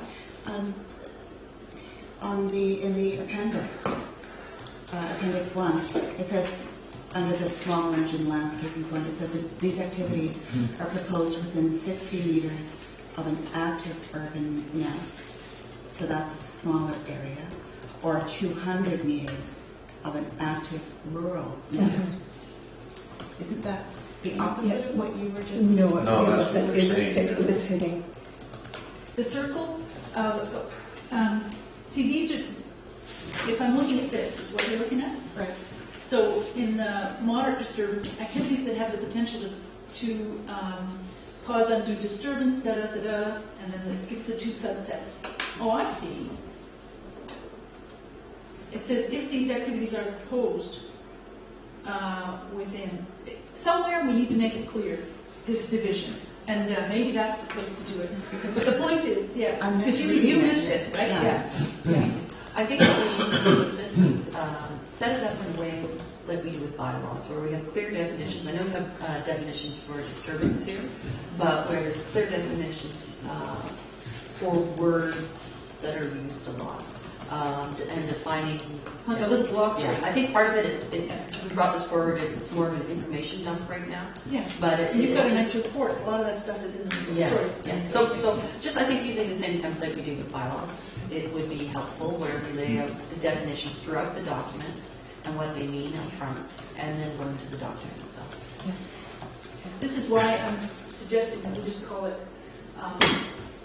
village and subdivisions, or village Uses urban and rural in the fact sheet, so then we're using different terms and we're going to be. That's right. You can deal with that in the definitions. Yeah, I think so. If you're going to go with the provincial and federal statutes, then you have to use the same definitions they use. It helps people interpret what's going on, and There's nothing in here about penalties, or did I miss that?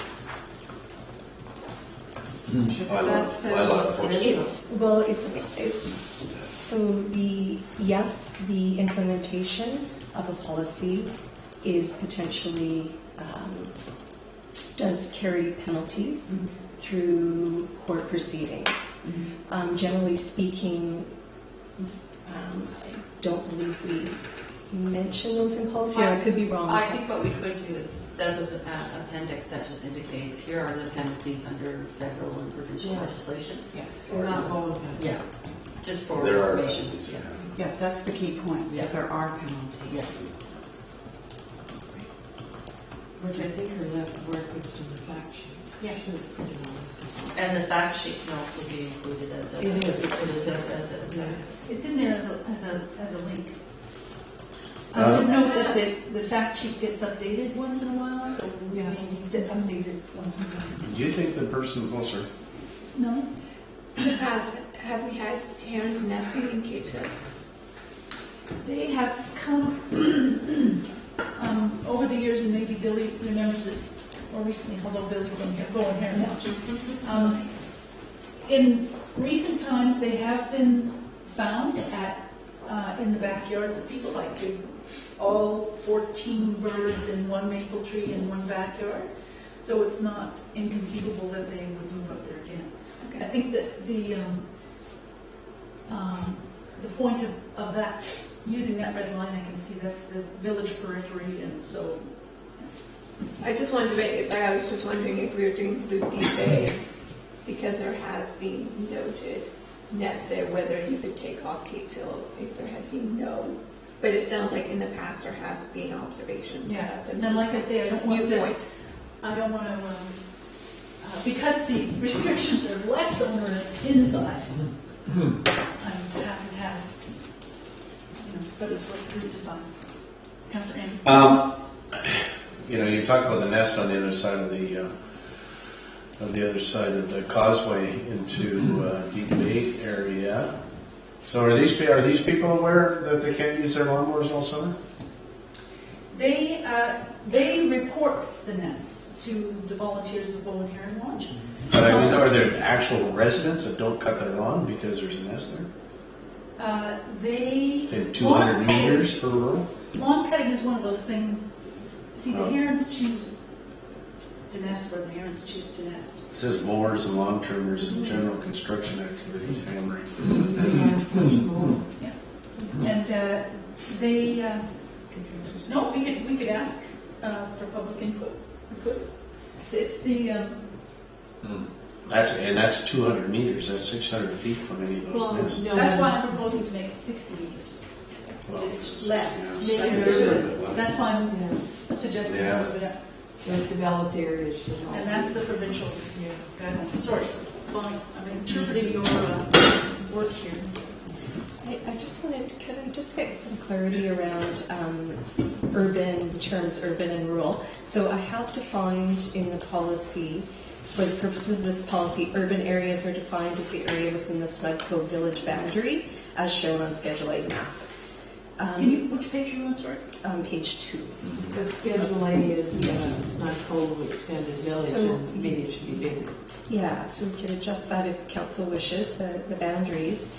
But was the consensus that I should keep it urban and rural, or maybe go to village, or is that definition? Village subdivision? I think we should match the words the province uses, otherwise we're going to confuse people. I mean, if we wanted to say urban for the purposes of Bowen Island, is defined as Schedule A. And have it. That goes to the back to map. having clear definition. Or going back to a map or clear, and you understand boundaries. Because if you're going to do Deep Bay, I don't know why you would carry on up Seven Hills Road here. And Councillor Ander, just going back to your question about people and mowers and such, again, so the policy is definitely trying to provide, or the intent is to provide guidance to landowners. And so, this is a guiding document. So if they're to use lawnmowers and such, like, we may not get involved unless there was somebody that said, oh my gosh, there was herons flying everywhere and, predators and such. We've never had any concern with any nests, as far as I've been here for 5 years, nests in the Deep Bay area and people doing works around them. There's been no reaction to any work. Some people bustle around and do their own. Yeah. But where we have had at the staff level, where we've had concerns is in that defined area. Yes. Yeah. we should leave it. I think we create a monster if we start changing the boundaries more and more, and then somebody's outside the boundaries, and you know they're subject to different rules than the people inside the boundaries. So you have to define them fairly. But that's, I mean, if you've got somebody who goes and reads this, and, you know, all of a sudden says, oh, I bought this property 2 houses down the street, and gosh, the house 2 houses up has got a heron's nest in their tree, and I just, you know, somebody's been talking about herons, so they start looking at this, and it seems to me they would read into looking at the flow chart or the rules that they can't go and mow their lawn. The same. If there was a nest, the same person that could cut his lawn closer to the heron nest than the guy further away. Conceivably, yeah, it could happen because they're 60 meters and 200 meters. So the guy outside the 60 meters can cut his lawn, and the guy at 200 meters. If you extend the boundary, they still can cut their lawn. So that's what I guess, you know, again, without clarity, they still can. It's just that, you know, the onus is put onto the property owner through this policy, and that they would have to get a QEP to determine whether or not the activities are. Councillor Mason and then Kathy Lamont. Okay, so I'm still not clear. I kind of thought that if you were in the red zone, you had to make sure before you did anything that you were not affecting herons. So how does it, if you've got a heron that's decided to locate outside of the red zone, how are you aware as a homeowner that you should be checking? So is there a link between this and the issuance of building permits? So that's my query, is if I go to get a building permit on my property and I'm outside of that zone, what triggers me to go and double check that there isn't a heron nest on Hummingbird Lane, say? Am I making sense here? Mm-hmm. Yeah. No, it's a really good question. So I think that we need doesn't it relate to the schedule in the OCP? Or it's not in the land. But I'm just wondering, under building permits, is that a check? Check with the parking, parks When manager. the policy, once we have the policy adopted, we made that part of anybody applying for a building permit, that could be part of the package that they receive. I think that check, that answers and that answers the circle we're in. Right. I mean, what I'm hearing here is a lot of confusion, and I'm confused as well. So takeaway is bringing this back and clarifying these. As I said, I think we need to set it up. Policies should be like bylaws where there's just clearly written legal sentences, and so we need to kind of take this back with the input today and kind of recraft it. Because I think more that, clear. I just want to go back to my point, because I think what would happen with me, right, if I take my example, is I would have a rural, if there was a heron that nested, say, in the Valhalla area, right, it was in the vicinity of my property, he would be a rural heron, and so he's not used to it, so I would come under more restrictions, whereas a heron, you know, building a nest on Cardina is then a urban fella, and so then the radius is smaller. So I think that. So part of the definitions would say rural heron versus urban heron. But I think we have to make sure, what's coming out of this was, I just thought it was a Snug Cove issue, but it's not, it's an Island Wide issue. That's right. Yes. It's an Island Wide issue. I personally had not appreciated that. That's what I'm taking away from this. They do nest other places on the land. Can I also just want to raise a question, which is, if we're going to talk about perhaps putting this into bylaw language, should it be a bylaw or should it be a policy? And what's the difference when it comes to the bylaw department? Bylaws are only powers that council has either to delegate or carry out. Because this is provincial and federal regulations, we could not embed it into a bylaw. That's why we're doing it as a policy versus bylaw. Okay. But by putting it into, but we do have it in our official community plan, we have a bunch of spots where herons have nested as environmentally protected development permit areas or environmental sensitive. But what we're talking about here is more the enforcement of how this is all carried out, and that's where we don't have the authority. Is this being done for Snow Cove because do we actually have in the land use bylaw a DP area and regulations for herons in Snow Cove, which we don't have in the rest of the land use bylaw? These are guidelines, it's a policy, it's not enforceable by us, it's not a development permit. So if somebody wants to do some work or build something down here, they don't have to go and get a development permit. If there's a heron's nest nearby. No, I mean, we've got other hoops to jump through, but not specifically for the herons. Okay. We've had heron, speaking with my Heron Watch volunteer for 20 years hat on, this has been an issue in the past. Like, for example, a demolition permit has been issued for a property right close to a heron's nest, and I don't know. I wasn't part of the municipality then. I don't know exactly what was going on, but could that still happen under this policy?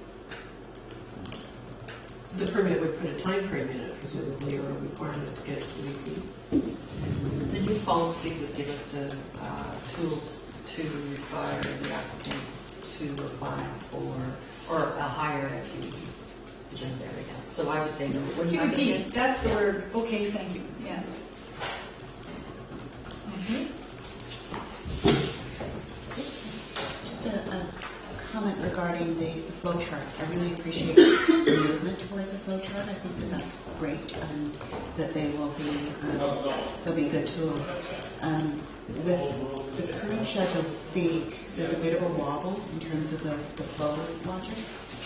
If you look at the sort of top middle purple thing, there's a yes option, but there isn't a no option.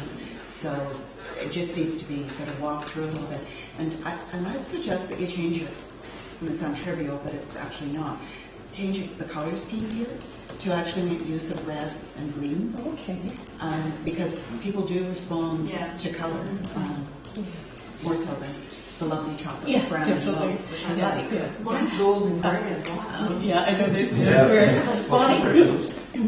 Just in response to that, Councillor Nicholson, I did put that in there as kind of a foolproof. I see what you mean, and it's intentional there that there's no yes and no because it's already been covered earlier on. If you see what I mean there. So you have to go through B to get to C? Yeah, you have to go through there. It's just sort of a foolproof mechanism. Still not following. Yeah. So it was intentional. So I could walk through why that is the way it is there. There is no option for yes because it's already covered, but it was kind of a foolproof mechanism. It was intentional. That box. Can you make a note of clarifying that too? Maybe it'll become more clear with the red and the green. I'm just noticing the time and thinking, are there any other comments and ideas that we haven't thought of yet? So just to be clear, because I'm still not totally clear on it, this policy is supposed to apply to anywhere there's a heron's nest on the whole island, not just because the federal and provincial statutes apply to everywhere. So maybe we need another schedule that has the whole island map in it with the red dots because it's really not clear to me that it applies to the whole thing. The problem with that, and again, I'll just go back to, it is possible to map where historically nests have been, but again, dealing with a biological entity that doesn't behave. Yeah. Right. I think all we need is it in the wording. But I also just think all we need is a map showing here's the urban area, and here's the rural area. That's a good idea. Not defining the actual spots. It'd be interesting to have it look at what the historical data looks like because it just might be a visual trigger for people to think, oh, there have been past sightings in my area. I don't know. Again, that was for council. I mean, do you want to keep the policy streamlined? I mean, there is a fantastic report coming out by the Heron Watch. I think Billy's worked hard on that report. So there'll be lots of historical data, which is out there will be there. I would expect that will be on the Conservancy's or the Nature Club's website or something. And I would hesitate to embed historical data into a policy itself. Maybe just making it available. Yeah, so you have it as an unofficial appendix. Here's the information as of whatever date. Or even links to other sources where you can find out more information. I think it's more of an education. I'm being educated today anyway, so. It's true, if you like put the link in the appendix or something like that. Could have an information cover sheet, then the policy's attached, and here's other information as well. Something like that. Like you've got the link to the fact sheet. Okay. Thank you, everybody, for your thoughtful contributions there. And I'm going to take us out of committee of the whole now, back to our regular meeting. Or do we want to make any recommendations inside of committee of the whole? What's the best way to proceed? I don't think we really need a recommendation at this stage. We're taking away... We've given feedback to staff. Feedback and staff. And staff's got the input. She's nodding. That's right. Okay. And so I'm reconvening the... thank you, Bonnie. I'm reconvening the regular council meeting in order to ask if somebody would adjourn. Thank you, Bonnie. Yes. Okay. Thank you. This meeting is adjourned. I gather that has support. Thank you, Bonnie. All those in favor? Yes, Bonnie. I think that's Thank one you, thing. Maybe I could just say, that's the first draft. I have to say a tremendous amount of thought, hard work and consideration. I'd like to recognize Bonnie's work in the preparation of that. Thank you. Very good. Okay, thank you. We're done, right? We're done. Just making sure. We're done. I go enjoy the sunshine. We've got him here too. Thank you very